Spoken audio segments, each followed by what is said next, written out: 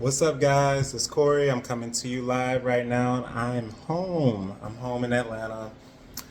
I had Thursday through Sunday off. I go back out on Monday. It's Saturday night. I'm sorry, it's Saturday night, and today is officially July 20th, meaning I'm 20 days sober. And I just wanted to talk about a few things. I went to an AA meeting tonight for the first time in some years, and I'm glad I did. Um, I'm 20 days in. I don't really crave alcohol anymore. I don't have a taste for it. I can be around people drinking it. I can see it.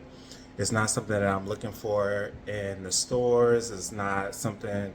Every now and then I might see people having drinks, or I see billboards, or I just take a mental note of how much it's pushed in our society and how much it's just everywhere. I just take note of it more, but not in a way where I'm like, oh, I want one of those. Um, I don't have a desire for the taste. However, today was a little bit intense. So I'm off Thursday, Friday, Saturday, Sunday. I got home Thursday.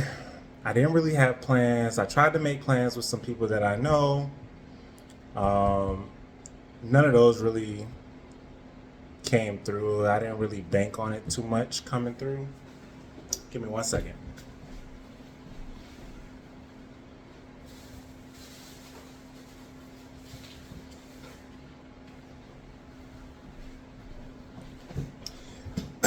And I'm glad that I bring that up because today in the meeting, someone was talking about pride and, triggers and reasons why we fall into drinking or whatever.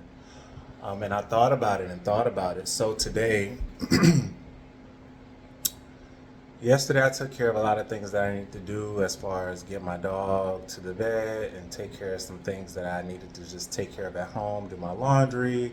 I went out, I kept myself busy. I didn't have a whole lot going on, but I was okay that I filled the time in my day and I wasn't just sitting around bored, twiddling my thumbs, looking for things to do. Today, however, it was another day like that where I thought I would get up. I had went on the Meetup app to try to like meet new people and apply myself and try to like experience new things. So there were these events that I wanted to go to, but I guess I didn't realize I needed to RSVP a day or two in advance. So when I went on there today to look up the information, it was all gone, meaning I guess I missed out. So now I'm like, damn, that was gonna fill my night. That was gonna give me something to do. Now I'm just sitting here bored. I'm tired of watching TV. I'm tired of sitting in the bed. I went on several walks. I took the dogs out. I played with the dogs. And out of nowhere, a craving came. And it was basically like in my head, or the voice that I'm hearing is like, you really ain't got nothing to do. It's boring. You don't really have friends, nobody to talk to, nobody to hang out with. You know, you can have a drink today. I mean, you got all of this time in. You really haven't been drinking like that. You can have a drink, just go and get something simple and sip on it. And that at least put you to sleep, or, put you in the relaxed state. And it was coming at me strong, so I did the ride the wave technique. They say cravings only last 20 minutes, and it peaks. And if you can ride through the peak, it'll go back down. And once you get over the craving, you're good. So I was testing that theory, and I was like, okay, that's cool. It came and it went. Started getting busy doing something else around the house. And another one came, and another one came. So I'm like texting my friends, like, hey man, like, I really need something to do. I'm bored. Like, this is the first day that I've thought about a drink in quite some time. Like, I don't know what to do. Um, he's like, why don't you just go out and drink some non-alcoholic beers and just kind of people watch or strike up conversation with somebody? Why don't you just get out the house? I'm like, no, like, I really want to just sit in the house. I'm okay with being in the house. I want to drink. Um, in the comfort of my own home. And then I thought about that after I, journaled a little bit and put real thought into why am I feeling like this, and really it took me back to the place when I was strong in the active addiction of wanting to isolate, do it by myself, so nobody's monitoring me, nobody has to know, and no matter how drunk I may have gotten, because they say you can't just have one. So I'm pretty sure if I would have drank, I would have drank a lot, you know, and I probably would have got so drunk or whatever, I probably would have passed out and woke up the next day feeling like crap and really ashamed of myself that I even did it in the first place. So it got like that for a little bit. It was a little bit scary. So I said, you know what I'm going to do? I'm not going to talk to nobody. I'm going to a meeting. I'm going to just go to a meeting. I was on Reddit. I was reading posts and I was, contributing to other people's posts, and Reddit was helping me a lot, and I was getting some good information on there, and it was good to hear other people's story and see that, hey, we struggle in this stage, and it's okay. But I just went to a meeting. In my head, I'm thinking it'll be real people there. I can talk, get some insight, gain some insight, and maybe give my little feedback on what I'm experiencing. And although it was only like, I think me, 1, 2, 3, 4, 5. It was 6 of us all together. A small meeting. Conversation was needed. We sat around, we talked, chit chat for a while. We got the meeting started. Sip coffee, snacks, and by the end of it, I walked away feeling like I'm so glad that I did that. It killed the desire to want to go out, the desire to want to drink, the desire to want to do anything. I felt like that's what I needed to do in that moment.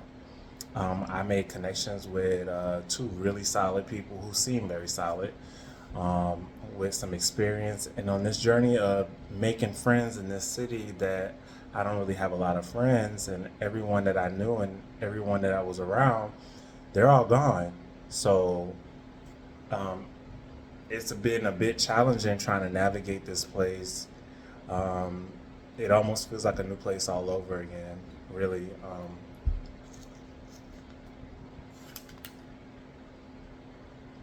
So, yeah, today, what I took away from me, and it's something I had to think about, the topic was pride. And I keep on thinking about what pride does. Pride and ego. And a lot of us have a false sense of pride. So when I was drinking a lot, I've always been a party boy. I've always been the one that get everybody to come on, let's drink, take shots, let's go out, let's have fun. Go in the middle of the dance floor, party, strike up conversation with anybody, just living that life. Entourage of people around me all the time, and that's been my life up until maybe last year, where I really don't go out to clubs anymore. I'm really not a party animal anymore. I don't do all that dancing and being out on the scene or none of that. Um, but with pride, it's like, and when I was really, really, really bad with the drinking, it was almost like I was drinking to try to regain access to that person that I was when it wasn't such a problem in my life. However, I noticed the more I was chasing that, the more I was looking crazy, the more I was messing up, the more people were staying away from me because of how maybe erratic or out of control I was with my drinking, and I was becoming a person that I didn't even recognize. I had so many days of people recounting to me what I did the night before, what I said the night before, and I would feel like crap because I felt like I couldn't have done that because I don't do that. And sure enough, they got another person that said, yeah, you did. I would remember bits and pieces of it. I was in a brain fog. Um, and we can't let our pride break us down, especially in early sobriety. And what I mean by that is, so examining why I felt the way I was feeling when those cravings came up is because um, it's a devastating blow to someone's pride when you feel like you've been in control, when your life kind of falls apart, you lose relationships, friendships, and people you thought were super duper close, and then you end up all alone on your own doing things by yourself. But you don't do things by yourself because you are the person everybody wants to be around, you know? So when the reality of it hits you that ain't nobody here, it's just me. What do you do now? Look at you in the house by yourself on a Saturday night, pocket full of money, nobody to hang out with, nothing going on. So what that does to my pride is make me feel like something's wrong with me, for one. It makes me think about all of the bad things or horrible things I might have done when I was drinking a lot. So it brings up a lot of shame. It makes me reflect on exactly who I am in the moment, this moment, which I'm very proud of myself actually. And I give myself a lot of grace for even taking these steps and doing what I'm doing. So in the moment, I feel great. However, in the moment, with the thoughts of the past, with the memories of the things, it's like it's a battle, a constant battle in my head of relief, stress, depression, relief, stress, depression. And it's like, how do we sit with that without turning to the thing that we used for so long to help numb that depression when we had to think about what we were doing and why we were doing it?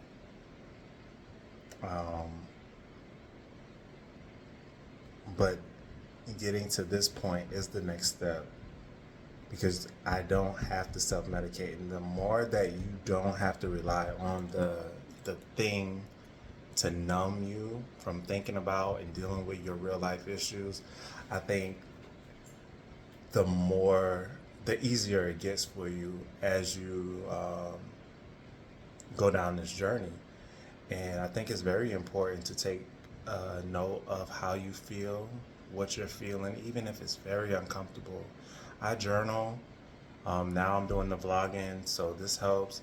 And guys, this is really hard for me to talk about and put it out there, but I know if I'm going through it, if I'm feeling this, somebody else may be going through it and feeling it. And I don't mind, you know, putting myself out there because there are a lot of people on YouTube and a lot of material that other people had to be the first of doing, or just because I saw their stuff, it got me to this point. So maybe I'll do that for someone else. And if I can do that, then I mean, that's a blessing in itself for me. And I'm grateful that I'm able to help somebody in any type of way, even if it's just the story sounds similar and that's all, you know, and it can register and help you just push through the next day.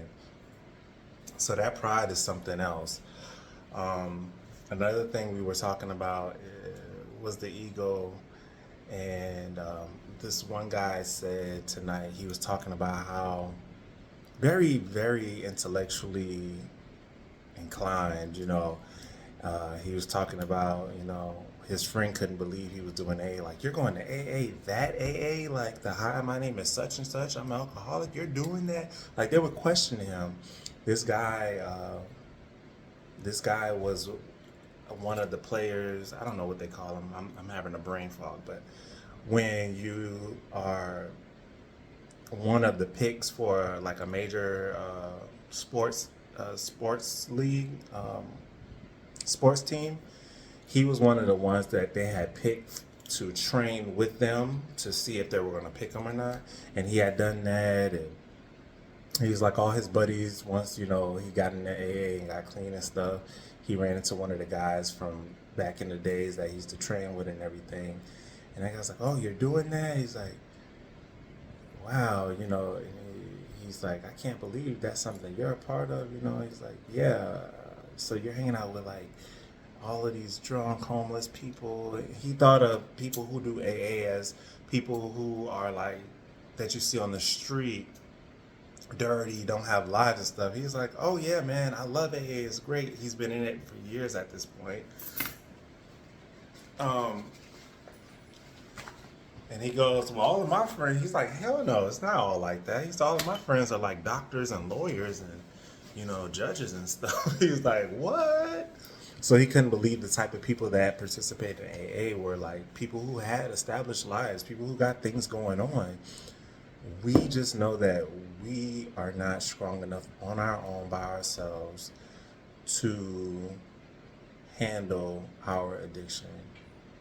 Um, and it's basically just a fellowship of people helping each other with. We all have a lot of similarities in our addiction and our problem, what brought us there, and why we know for sure that we can't do it alone, because if it was up to our own vices, we would probably be dead. And that's how serious it is. Because nobody but an alcoholic, someone who's been there, done that, can tell you just how close to death they've probably been several times. Whether your organs start giving up on you, whether you're getting wasted and driving and doing something crazy, risking your life in that way, whether it's the relationship and the type of people you're involving yourself with who could take you out of here for doing something stupid or crazy, all of the different ways we put ourselves and our bad judgment puts us in harm's way. So, pride will get you, ego will get you, um, and thinking that it's something that you can do on your own will get you. Now, I have friends and I know people who have been sober for 2+ years, and they did it by just going cold turkey. They didn't go to the AA, they didn't work the program. Maybe some of them did therapy here and there. Some of them just had the willpower to not do it. And I applaud people like that. I'm not that person. I like the fellowship. I like knowing there's other people. We're all working to a common goal, a common interest. I'm that type of person. And I need that camaraderie, or else when I start feeling like the lone wolf or the only person, it does something, I guess, in my psyche. So I brought up his story because he kept mentioning how our minds work. 90% of the horrible stuff problems that we create, or how big our problems get, 90% of it we're creating it in our own heads, because we overthink, we analyze everything, we're very empathetic, we think about the finest details of every little thing that we say, that we do, that other people are saying and doing. We carry other people's emotions, traumas. We attach ourselves to a lot of things, and we make it 95% bigger than it has to be sometimes, and exacerbate the problem, which in turn it leads us to getting deeper in our whatever drug of choice you're doing, especially alcohol, because now we don't want to have to feel what we feel, so we go deeper in our addiction to numb what we feel, you know, uh, and it resonates with me a lot. The last thing I want to talk about before I get off, I don't want to make super long videos, and sometimes I can ramble. I need to start writing things down and staying on track. I know.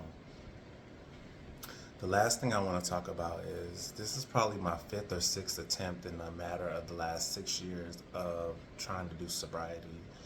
The first time I did it, I was doing it for what I thought was me, but it was also other people. I was so low and so sad, and all my friends saw me going through horrible things, and I lost a relationship, and family members that were very close to me, and friends who died, I had a lot going on in my life, and I just knew I had to find a way out. I moved to a completely different state, started over, and went to AA by myself on my own accord. I wasn't court ordered or anything like that.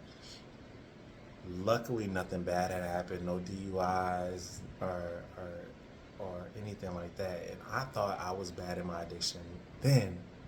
It was bad, but it wasn't nearly as bad as it was in these last couple of months that I'm rebounding this time around.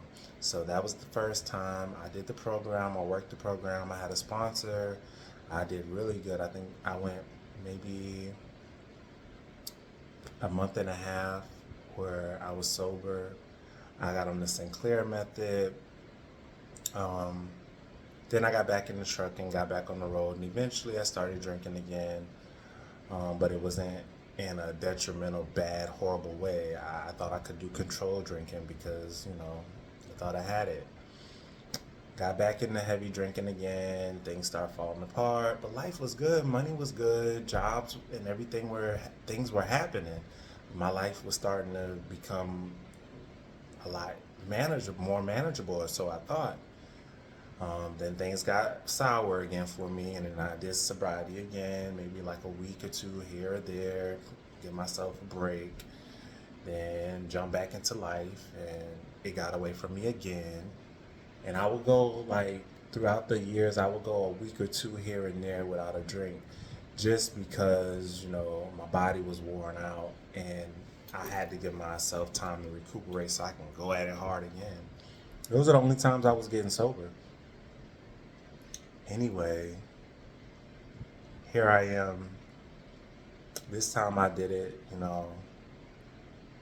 I did a stint in rehab for like a week or two, detox, not rehab, um, because I had to wean off the right way medically because I tried to do it by myself, tapering off.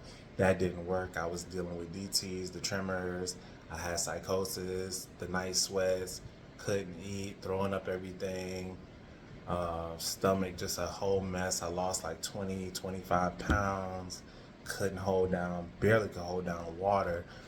I was living off of like insurance just for my supplements, my nutrition and calories and stuff.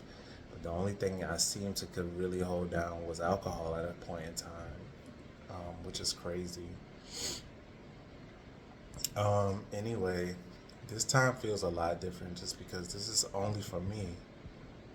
Only for me. I see my numbers when I go to the doctor and they tell me about my liver, my enzymes, and AST, ALT, and all of this stuff that I never knew what it was until my doctor like got really serious with me. Like, yo, this is a big deal. You need to stop.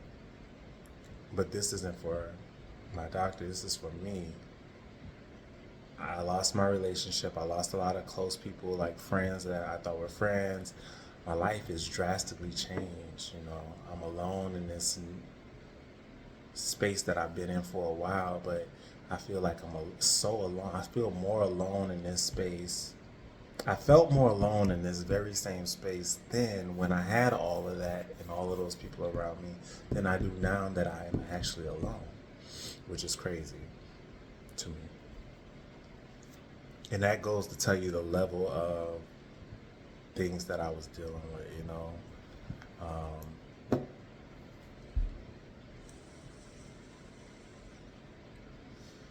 But the good part about all of that is I'm here now. I see it now. A lot of times when you're in the midst of the fog, when you're the one going through it,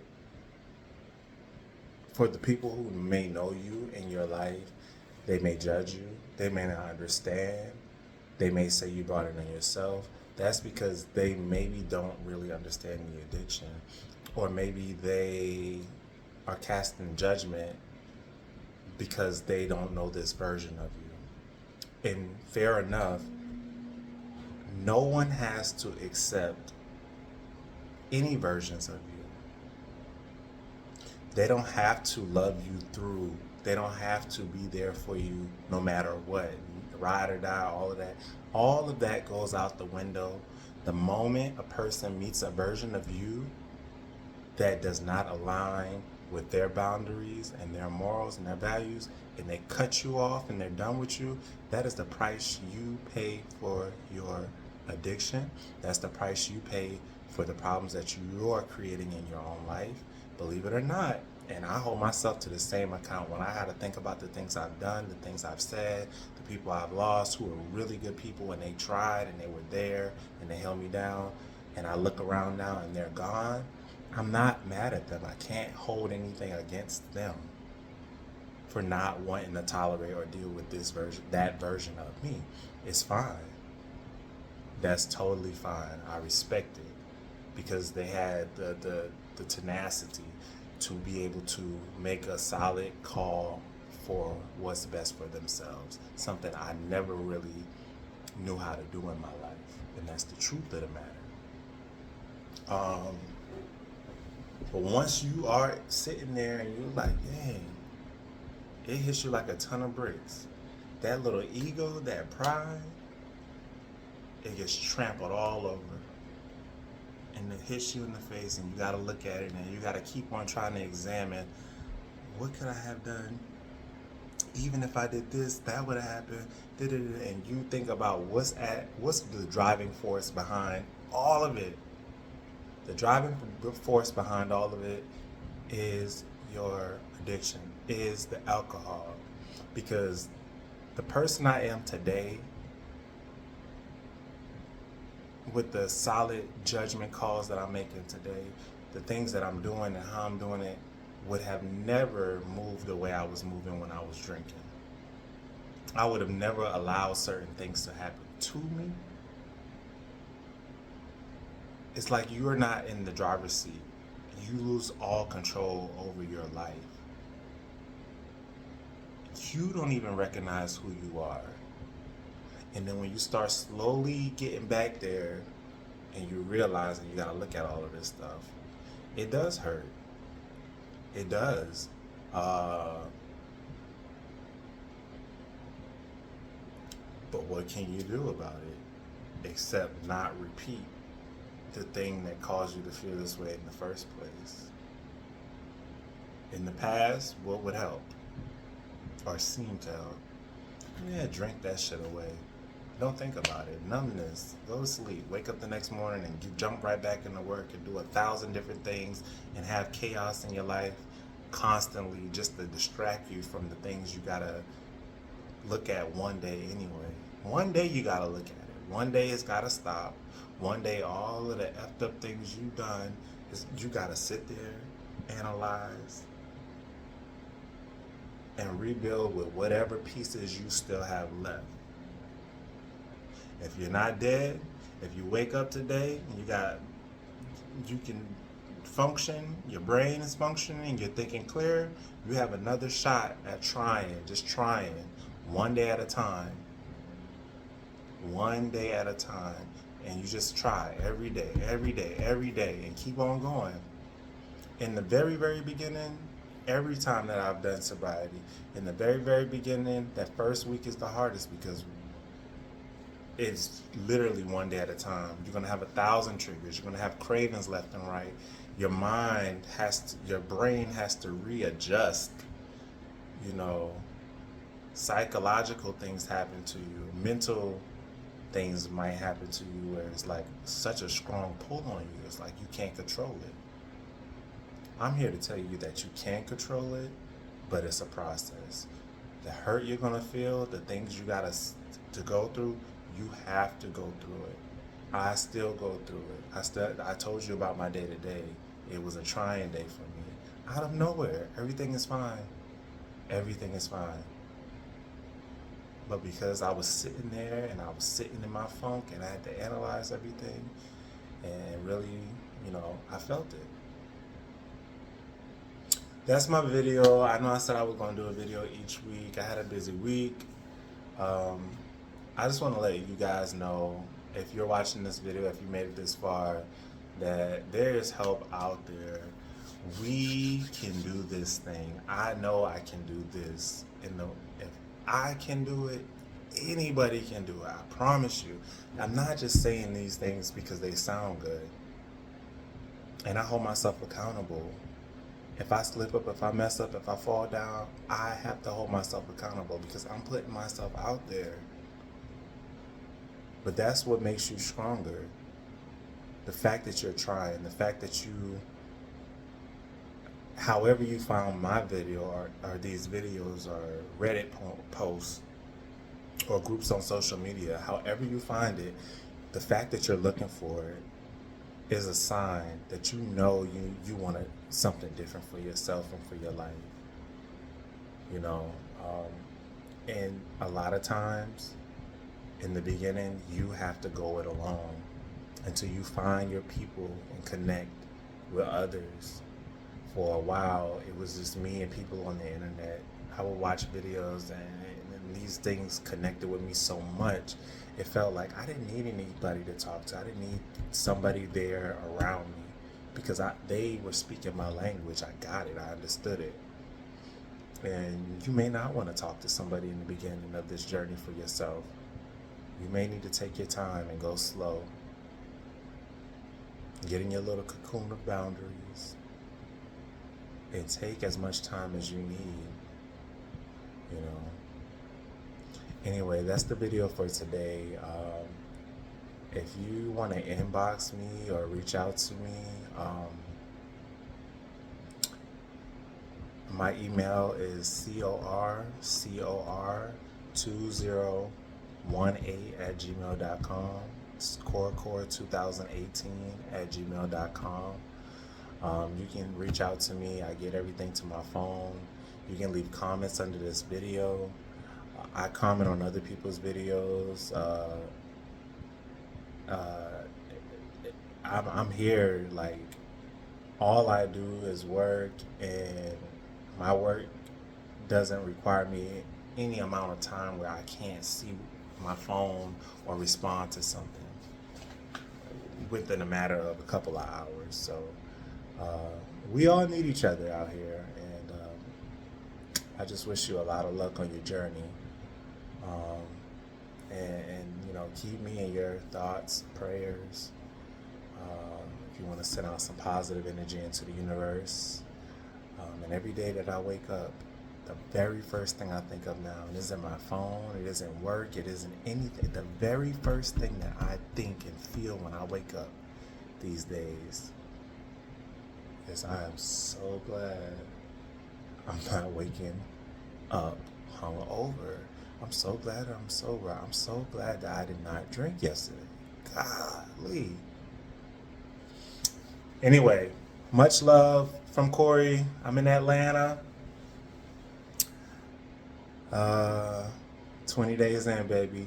I'm happy about this. Peace.